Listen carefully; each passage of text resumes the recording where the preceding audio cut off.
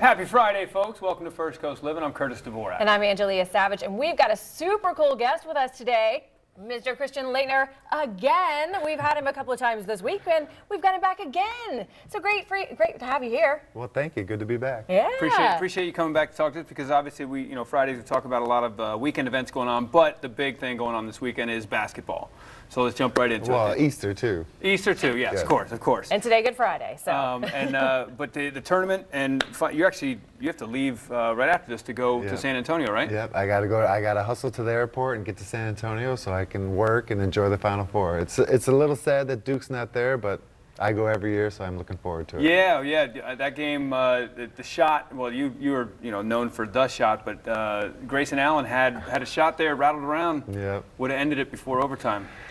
Yeah, I'm still a little depressed. It's really sad. I want Duke to win by like 30 points every game, and they just couldn't do it against Kansas. Kansas hung around and stayed in there and eventually got the lead. And yeah, Grayson's shot, or one or two of them went, hit every spot around the rim that you could hit in the backboard and just came out. So they had a chance, but it's tough to win. Do you think that was like the big standout moment of the entire tournament, though, or is there one moment that just really stands out to you? So far, well, yeah, when Duke plays, it's always the biggest moment to me. And, now that they lost, I think it affects a lot of people's brackets and and their pocketbooks. And and I'm going to be at the Final Four like I always am, and it's funner when Duke's there, but it's still an awesome time when they're not. It would have been really fun if Florida State was there.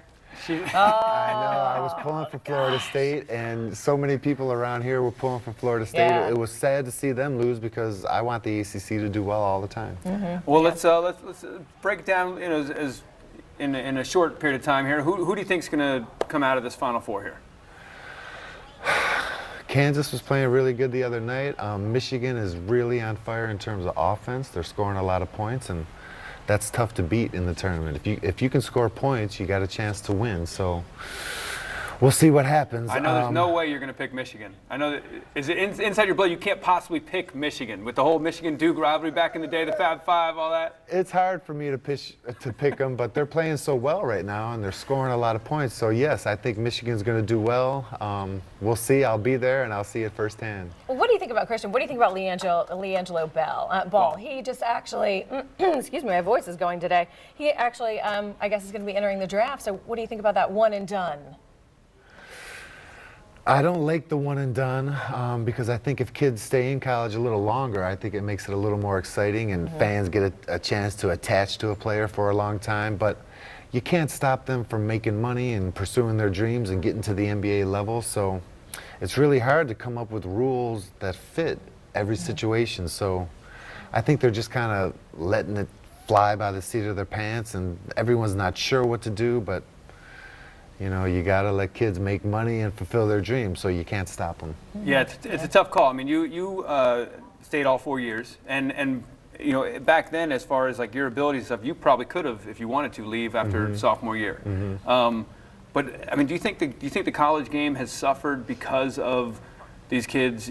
Which game do you think has suffered more, the college game or the pro game? I think they've both suffered pretty equally. The college game gets a little watered down because the kids, there's not many seniors left, you know what I mean? And then the pro game gets a little watered down because everyone takes chances on the young player, the really young player. But and then the old vets get cut? Sometimes the old vets get pushed to the end of the bench, but then that young player, it takes them a year or two, to get ready for the NBA, which they could have done in college, but some people want to go make that money. I know I wanted to stay at Duke because I wanted to get my education. I wanted to play for Coach K another year, which is, a huge thrill, so that's why I stayed. Yeah. And like I said before, the shot. There's a couple the shots when you Google it. Obviously, Jordan's shot against Elo and the Cavs is one, but your shot against Kentucky is the shot. And here, you've seen this probably a million times. Do you have a VHS copy of this? This plays on my iPhone when it rings. Oh, I love it. It goes right to video. But today, That's I mean, great. I don't want to tell you guys, but today's the anniversary of the shots, so you know, I Is it woke up. really? It is, yeah. I woke Oh up my and gosh. 26 years. Happy anniversary. thank you, and that's the first thing I saw on Twitter and Facebook, so it's fun to see. 26, cool. 26 years ago, and it's your ringtone? It's, No, it's not. That's love just a it. joke. It should be. It should I'm be just your kidding. ringtone. It should be everyone's ringtone. Okay, so tell us, you got a camp coming up, Yep. and we talk about this often, so tell us about the camp.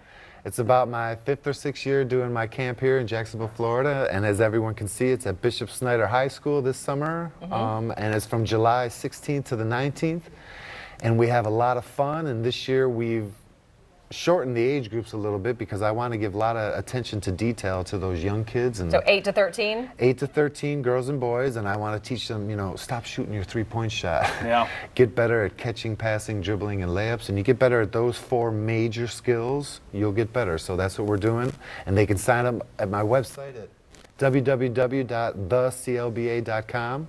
It's nice and easy right there, ready to go. Got it. Got you twice in there this week on that. And but Grayson Allen, I'm going to bring that up real quick. Grayson Allen, a local kid here, played at Duke. You know, do you know him well? And what do you think his potential for NBA is? I know him well. I used to work him out when he was like 12, 13, and 14, and I followed him, you know, a lot up at Duke, obviously. So you're saying if a kid goes to your camp, they could be the next Grayson Allen? They can. They got to work hard. But I love him. I think he's got a great game. I think he did great at Duke for a long time, for 4 years, which is nice to see. Yeah. And I think we all knew he was going to stay for 4 years because Yeah. he's very high in education and he wants to make his parents proud. So he stayed and he did a great job and he represented Jacksonville and Duke very well. And I think he's going to do excellent in the NBA. He's got a great shot that'll keep him in the league for a long time, but he's got to continue to develop some things. Well, appreciate it. We know you got to catch a flight to San Antonio. Yep, straight to the airport now. Have fun out there. And there's the information on your screen, folks. Again, you can sign up for his camp. It's going to be this summer, and www.theclba.com is where you can get all the information.